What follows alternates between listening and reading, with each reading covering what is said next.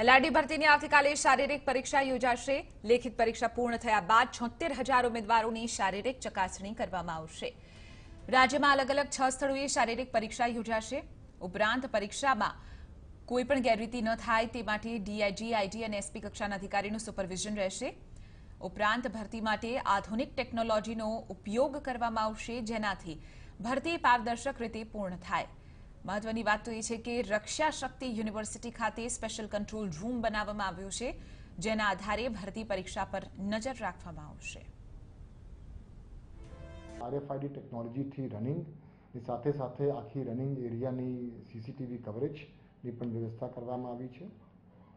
એની સાથે સાથે જે હાઇટ, ચેસ્ટ અને વેઇટની મેજરમેન્ટ છે એમાં પણ એજન્સીના અધિકારીઓ અને કર્મચારીઓએ ટેકનોલોજીનો ઉપયોગથી બધી એન્ટ્રી કરતા હોય છે અને એક વખત એન્ટ્રી થઈ ગયા પછી એ એડિટ પણ થઈ શકતી નથી। ખૂબ પારદર્શક અને ખૂબ ઓબ્જેક્ટિવ ઢંગથી આ આખી પ્રક્રિયા પૂર્ણ થાય તે માટેની તમામ વ્યવસ્થાઓ આ 6 સેન્ટર ઉપર કરવામાં